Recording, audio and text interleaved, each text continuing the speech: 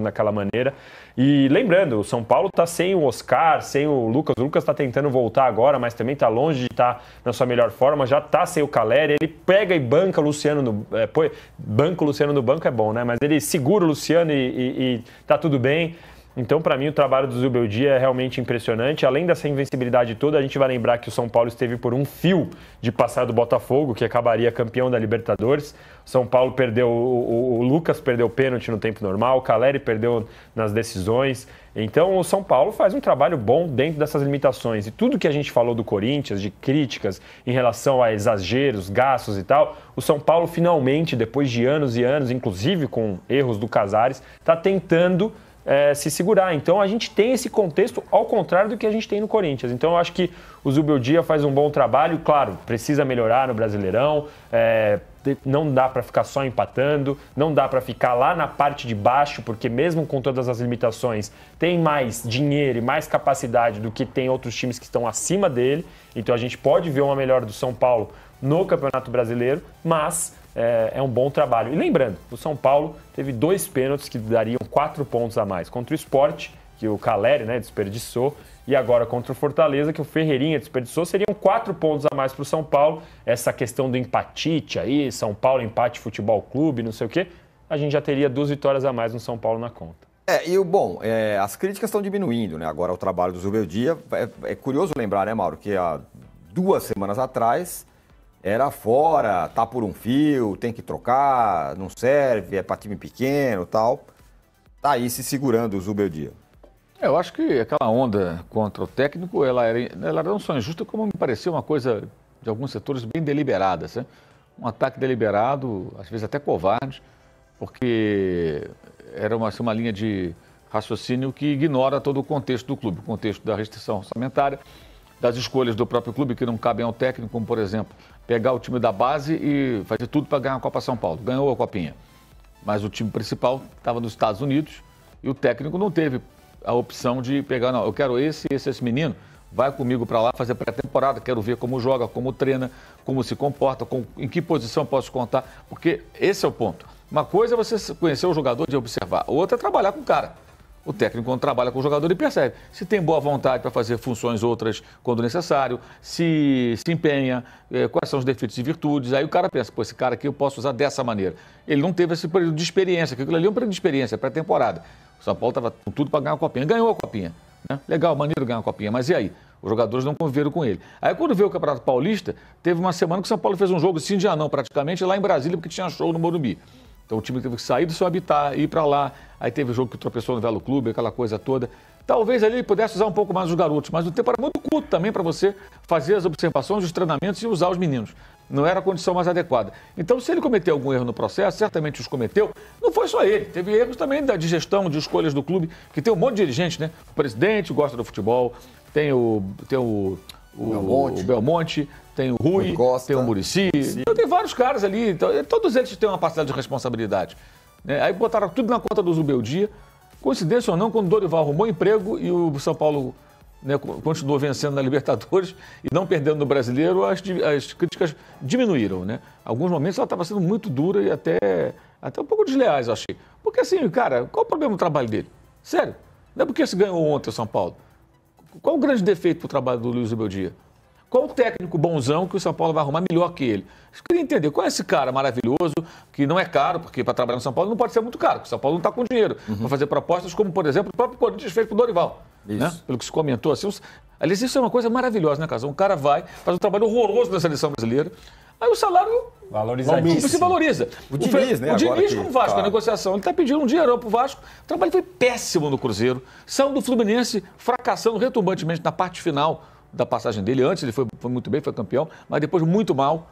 Aí, seleção brasileira. Seleção foi um fracasso. Os dois fracassaram. É incrível isso. O cara vai mal, aí ele passa a poder pedir mais. E os clubes se submetem a isso, né? Como o Corinthians aceitou aí um contrato com o Dorival. Bom para o Dorival, empresário dele. Palmas, são ótimos, muito competentes. Agora, o São Paulo vai encontrar esse cara? Quem é esse técnico bonzão? Então, assim, foi uma coisa meio dura demais. E uma coisa que eu estou achando boa é que eu estou achando ele mais calmo também. É verdade. à beira do campo. Boa, esse é um ponto verdade. muito importante. Ontem estava tranquilo. Não, ontem sim, mas faz que 2, 3 rodadas que ele tomou amarelo em 2 minutos de jogo, né? Assim, Tomou contra o melhorando. Fortaleza Ontem no acho que ele intervalo. melhorou. Saiu para falar com o juiz no Exato. intervalo e pim. Ele foi rodada Eu acho que, passada. Esse é um eu ponto acho que que o ele tem que melhorar. desempenho e o resultado do time pode estar acalmando ele também. Porque, por bom exemplo, ponto. contra o Náutico, ele estava dando um chilique lá porque queria um cartão para o jogador do Náutico. Fico pensando, gente, está jogando com um time da terceira divisão em casa. Vai ficar se estressando por causa de um cartão amarelo que ele acha que deveria ser dado para o jogador do Náutico, que menos, não era nem o segundo, seria um primeiro cartão. Então, sim, ele tem esses momentos, mas eu achei ele ontem mais calmo. Eu acho que isso seria bom para ele. O cara que está à beira do campo, à beira de um ataque de nervos, à beira do gramado, ele não vai ter a mesma condição de observar o jogo como uma pessoa mais tranquila. Então, acho que é uma coisa que ele precisa trabalhar. Sim. Agora, ele é bom treinador, cara. O trabalho está sendo feito, a gente está vendo, não é só por resultado, não. E o Aliança, tudo bem, o Aliança é o time mais forte do mundo. Eliminou o Boca, foi buscar um empate no Morumbi, meteu um 3-2 no Talheres, jogando com um homem a menos, com o gol do Barcos. Então, e ontem estava jogando a vida, né? O time mostrou competência até aqui. É um time modesto, com alguns veteranos, né? Tá o Trauco também lá e tal. O futebol do Peru está muito fraco já há algum tempo. Mas eles mostraram competitividade nessa Libertadores, desde a fase preliminar, quando tiraram o Boca na Bomboneira. Pode classificar ainda. Então, assim, quando você vai e ganha esse jogo com os problemas que o São Paulo tem, isso é relevante. Esse contexto tem que ser entendido. Estou dizendo isso que eu já vi. Então, ontem, depois do jogo, você vê na rede social, mas peraí, mas o time do Peru lá, o Aliança, peraí, mas vamos analisar o contexto. Quando pegar o então, se sempre até pegar o Manchester City, o Liverpool, não vai pegar esses times. A realidade nossa é essa. E é um adversário que mostrou valor, o São Paulo venceu bem, era para ser mais, hein? O impedimento foi um impedimento muito duvidoso ali, aquele VAR, né, manual, né, VAR artesanal. Não é, o cara que arruma ali a linha. Eu não fiquei muito convicto daquilo, não, mas tudo bem. E o gol que o menino perdeu, não pode perder aquele gol, né? Teve 2 bolas na trave. Aquele gol, para mim, que foi displicência. Ele quis fazer com o peito. E fazer um bonito com o peito. Se joga na bola de cabeça e faz o gol. Se ele abaixa a cabeça, ele faz o gol. Eu acho que ali merece uma conversa. É verdade. Porque imagina se o São Paulo não ganha o jogo. Por causa dessa o quão ruim seria pro garoto. Foi a mesma coisa que você vai reclamar dele. O André Silva perdeu um gol contra o Libertad, né, no Paraguai, mas que depois ele participou do gol e o São Paulo ganhou. Mas incrível, pegou embaixo da trave também. Isso, exatamente. Aliás, o Matheus Alves é exatamente o símbolo de um jogador da base. Ele é capaz de subir de cabeça, dar o passe pro André Silva fazer o gol. E é capaz de tentar ir de peito na bola em outro lance. Esse primeiro gol, eu queria fazer uma observação. A gente tem que criticar sempre a saída de bola equivocada que resulta em gol do adversário. Sim. Que também tem o mérito de quem faz a marcação alta. Mas, para quem defende o chutão, revejam o chutão que originou o primeiro gol de São Paulo. Uhum. O chutão do Aliança. Exato, é um chutão que a bola sobe, volta, desce e o André Silva faz o gol. É a partir de um chutão do jogador que não consegue depois evitar a finalização. Isso, mesmo jogador. Bom ponto. É o Bumba Meu Boi, é o jogo rústico, né? Assim, sem nenhum recurso. Nem o chutão competente foi, né? De mandar a bola para longe, chutou para o alto. Então o chutão também pode significar um desastre. Olha, tá aí, o André Silva é o cara agora, não tem Caleri, é ele. Tem feito gol, né, Casão? Não, e mesmo quando estava o Caleri, ele estava entrando bem nas partidas. Ele era a primeira opção, tanto que a gente reclamava aqui, por que não põe o Rian, né? O Rian. Uhum. O Rian, tal, não sei o quê. Mas ele colocava o André Silva, o André entrava, decidia o jogo, o André entrava e fazia gol, se movimentava. Ele é muito mais... Ele tem muito mais mobilidade do que o Caleri. Sim. O Caleri jogando, o jogo fica muito centralizado nele, porque ele gosta de encostar no zagueiro e receber a bola de frente. O André cai para a direita, cai para a esquerda, volta, abre espaço, se posiciona, se movimenta, ele participa da manobra. Eu acho que a entrada do André deu pro São Paulo mais movimentação e mobilidade do meio para frente. É uma característica dele. Né, do jogador. O jogador é assim. E ele fez com que o São Paulo ficasse com mais mobilidade e menos previsível para o adversário marcar. Não é uma crítica ao Caleri, não é porque o André é muito melhor que o Caleri, não é isso. O estilo do Caleri é aquele e, mais para zagueiro, muitas vezes é melhor você pegar um centroavante mais fixo do que o cara que fica mexendo para lá e para cá e sai que você fica meio perdido. E isso aí talvez seja a maior virtude do André, é essa questão da mobilidade e se posicionar bem. Seguinte, São Paulo que já trabalha pensando no Palmeiras, adversário de domingo 5h30. O Oscar treinou normalmente, está à disposição do Zubeldia, mas ainda é dúvida, né? Uma questão aí de preservar ainda, de ter a melhor condição possível, assim como aconteceu com o Lucas, que já há algumas semanas estava trabalhando, mas demorou um pouquinho para retornar, voltou semana passada contra o Fortaleza. O departamento do São Paulo, o departamento médico do São Paulo vai esvaziando, né? Praticamente hoje só com o Luiz Gustavo, que tem um problema médico. E era uma reclamação do Rogério Ceni isso, né? Sim. O São Paulo ainda sofre, né? Bastante com isso. E talvez seja uma questão até hoje não de estrutura, mas de algumas lesões que acabaram acontecendo no mesmo período. O Zubeldia sofreu com isso, com o Lucas, Caleri, o próprio Oscar e o Luiz Gustavo, todos ao mesmo tempo desfalcando o São Paulo, mas aos poucos, ao que parece, o departamento médico do São Paulo vai ficando vazio. Com isso, praticamente força máxima. E o Caleri, que está no DM do São Paulo, passou recentemente por cirurgia, esse não deve mais voltar em 2025, mas exceto a situação do Caleri e do Luiz Gustavo, que ainda é uma incógnita, o Zubeldia tem praticamente todo o time à disposição domingo contra o Palmeiras na Arena Barueri. E em relação ao São Paulo e também, eles não estão falando nada no campo sintético, né? Publicamente não, mas internamente... Então, mas vamos lá, por isso que eu tô te perguntando, se perder o jogo, vocês vão ver só o tanto que esses caras vão reclamar. E tem uma coisa, né? A última derrota do São Paulo Paulo foi... Dia das Mães sem jogar em gramado sintético. Pois é. A última derrota do São Paulo foi para o Palmeiras no Allianz Parque, né? Naquele jogo de semifinal. O maior roubo da história do VAR, do Paulista. E aí se perde de novo, provavelmente o maior adversário do São Paulo não será mais o Palmeiras, o Corinthians será o gramado sintético. Então domingo, 5h30, em Barueri, tem São Paulo contra o gramado Vamos sintético. lá, o Lucas joga, o Oscar joga ou não? Eles não jogam? O Oscar, ele talvez... Porque se eles jogarem, quem sai? Vamos pensar. Vamos lá. Pra mim, o Ferreirinha não sai. No caso do Lucas, se ele jogar, sai o Alves. Tá, sai o Alves, entra o Lucas. Isso. Se O Oscar não vai ser titular. Tudo bem, vamos falar assim. Vamos lá. E se ele voltar? Tá. O Oscar voltando, ele não teria lugar nesse time. Porque o Lucas Ferreira não vai jogar. O Ferreirinha ele não vai tirar. E o André Silva é o E atacante. o André Silva é o atacante. O Oscar é banco, velho. Cara, hoje é banco do São Paulo. Hoje é banco do São Paulo, no meu entendimento.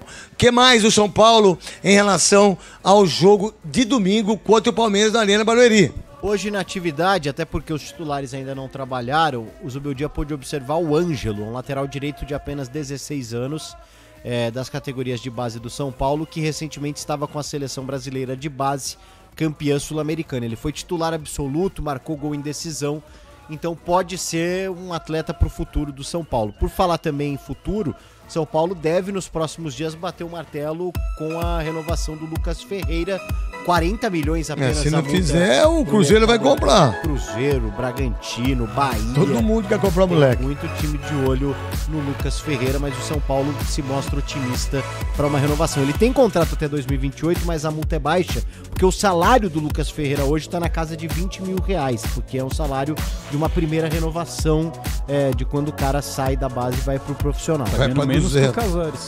Tá ganhando menos que o Casares. Casares falou, né? Que ele 29, sobrevive com 35. 35, verdade. Sobrevive, hein? Então, nos 35 dá pra pagar a escola dos meus filhos. Tá, conversa muito. E aí, o que mais? E aí, o São Paulo deve estender até o final de 2029 o vínculo do Lucas Ferreira, aí sim dando um aumento e, consequentemente, aumentando a multa. E o Caleri? Caleri só ano que vem, né? Aparentemente, a lesão do Pablo Maia surpreendeu a todos o retorno, mas acho que joelho é um pouco mais complicado que o tornozelo, então o Caleri só já operou. Ele operou com quem? Ele operou aqui em São Paulo, da outra vez, ele operou na Argentina, lembra? Ou melhor, o Galopo, né? Galopo. Ele operou aqui mesmo em São Paulo, com supervisão dos médicos do Tricolor Paulista, eu não sei exatamente o médico, mas foi na semana passada a cirurgia, se eu não me engano. Tudo bem. Bom, Mal, só deixa eu fazer uma última, rapidinha. Flávio, só para saber como é que funciona o rito da sucessão presidencial aí no ano que vem. Nós temos 1 ano e meio aí, mais ou menos, de gestão ainda do presidente Casares. Como é que se forma as chapas? Quando que a gente vai começar a ouvir falar sobre essa movimentação política? Imagino que muitos já estão surgindo aí como pré-candidatos, enfim, né, como pessoas que têm interesse em suceder o Casares. Agora, quando é que a gente pode esperar, pelo menos então da oposição, o surgimento de um nome e essa pessoa lançar aí a sua plataforma, enfim, né, os seus pontos aí principais de campanha? Bom, primeiro vamos falar do processo. Então, o São Paulo Futebol Clube é o único clube que não tem eleição direta do seu presidente. O presidente de São Paulo é eleito por um colégio eleitoral formado por 260 conselheiros, dos quais 160 estão lá de maneira vitalícia. Então, esses 160 estão lá e votarão. As outras 100 cadeiras, elas são renovadas a cada 3 anos, por meio de eleições no colégio, na Assembleia Geral do clube. Essas eleições acontecem na segunda quinzena de novembro. Então, na segunda quinzena de novembro de 2026, vai acontecer a eleição para o Conselho, 100 vagas, e na primeira quinzena de dezembro de 2026, então, a eleição indireta do presidente. Obviamente, existem alguns nomes que despontam. No São Paulo Futebol Clube, é natural que um diretor de futebol, qualquer que seja ele, sempre seja um candidato potencial à sucessão da presidência. Isso já aconteceu muitas vezes. Também é natural que um presidente do Conselho Deliberativo seja um nome considerado para a sucessão à presidência. Esses seriam talvez os 2 candidatos naturais. Mas o que se chama hoje de situação no São Paulo são 6 grupos políticos que têm seus interesses próprios. 3 grupos maiores, 3 grupos médios, e esses grupos, cada um tem seus interesses. Hoje, a oposição, da forma que é a oposição, representa pouco mais de 20% das cadeiras no Conselho. Mas é muito provável que haja um realinhamento de forças. Sobre isso, esse é um ponto. Qualquer previsão feita neste momento é muito prematura. Eu diria, talvez a coisa comece a amadurecer em torno, eu diria talvez o lançamento, esse período no próximo ano vai ser um momento onde as coisas vão estar mais claras, vão estar começando a se definir. Após a publicação dos demonstrativos financeiros, após uma publicação até dos relatórios, resultados do primeiro trimestre. Então, e existem várias pessoas, sempre lembrando que numa eleição indireta, às vezes a pessoa não tem muita exposição, mas é um excelente articulador. Então, existem pessoas nos grupos menores que são excelentes articuladores. Então, hoje é muito prematuro para falar de qualquer coisa. Eu acho que um período para coisas ficarem mais claras é mais ou menos daqui a 1 ano, e para ter uma definição realmente de quem vai ser candidato, é algo que dificilmente vai acontecer antes de setembro. Dificilmente vai acontecer antes de setembro. Até porque são muitas forças envolvidas. Gostou do vídeo? Então deixe seu like, compartilhe com amigos e se inscreva no canal para receber mais conteúdos como esse. A expectativa é já dos atletas que entraram em campo contra o Alianza Lima já estejam no gramado, porque na quinta-feira os atletas que jogaram por mais tempo contra o Alianza Lima ficaram mais na parte interna, na parte da recuperação. E aí no sábado o São Paulo finaliza sua preparação para enfrentar de vez ali o Palmeiras, e aí vai ser no sábado pela manhã que o Zubeldia vai definir o time que vai para campo. Será no sábado também que o Zubeldia vai definir se o Oscar vai ou não para o confronto contra o Palmeiras. É importante novamente trazer. Na quinta-feira ele treinou normalmente, treinou super bem, já está completamente recuperado da sua contusão, vai fazer o trabalho com os atletas titulares nessa sexta-feira e a expectativa é que ele finalize o trabalho no sábado. E aí vai ficar a critério do Zubeldia, que ainda não decidiu. Conversei com algumas pessoas atualizando nesta quinta-feira, conversei com algumas pessoas para a gente gravar esse canal aqui na manhã de sexta-feira, de que o Zubeldia ainda não tem uma definição sobre a presença do Oscar no confronto contra o Palmeiras, que essa decisão ainda deve acontecer, provavelmente ficará para o sábado. Por que é importante essa decisão? Porque ele não simplesmente vai para o jogo. Gramado sintético. Se o jogo fosse no estádio do Morumbi, Oscar com certeza estaria entre os relacionados, pelo menos para começar no banco de reservas e já começar a ter minutos. Mas o gramado sintético preocupa. O Lucas Moura, por exemplo, ele mesmo não quis entrar nesse mérito, até porque não há uma comprovação científica, mas a impressão que fica do departamento médico do São Paulo é que o trauma do Lucas foi mais grave do que deveria por conta da pancada ter sido em um gramado um pouco mais duro, que é o gramado sintético. Se talvez fosse uma grama natural, esse trauma do Lucas teria sido bem mais simples. E o São Paulo tem tido, né? A gente vai colocar azar nesse sentido, de ter vários problemas com jogadores quando jogam em gramados sintéticos, não só no Allianz Parque, mas agora, por exemplo, o Caleri teve a sua contusão no gramado sintético lá do Newton Santos contra o Botafogo. Então há sim uma preocupação em relação à condição física do Oscar, dele ser relacionado para enfrentar o Palmeiras. Essa decisão vai ficar para o sábado. Provavelmente Oscar e Zubeldia vão ter uma conversa, e aí o Zubeldia vai botar a sua opinião e o Oscar também. Acredito, pela personalidade do Zubeldia e pelo fato dele neste momento não querer priorizar competições, de que o Zubeldia leve o Oscar para o jogo. Mas aí também vai ouvir bastante do jogador, porque o Lucas e o Oscar, vocês vão lembrar que na fase de grupos do Paulistão, eles foram preservados, porque eles foram ouvidos também pela comissão técnica de que tem todas essas condições. Eles são dois jogadores que estão na luta e na linha de frente nessa briga contra o gramado sintético em solo brasileiro. Então, essa decisão ficará postergada para o sábado. Quero ouvir você nos comentários. Vale a pena levar o Oscar para esse jogo contra o Palmeiras no gramado sintético? Ou você acha melhor deixar ele preservado, bonitinho, para enfrentar o Libertad na próxima quarta-feira, jogo de Libertadores, que será no estádio do Morumbi, gramado natural, e aí não terá nenhuma preocupação ou teoria da conspiração se caso aconteça alguma coisa com o Oscar. Mas fisicamente, clinicamente, ele está 100%. Tudo certo com o Oscar. Pronto para o jogo ele tá. Resta ver qual que será essa decisão final aí sobre a utilização do Oscar.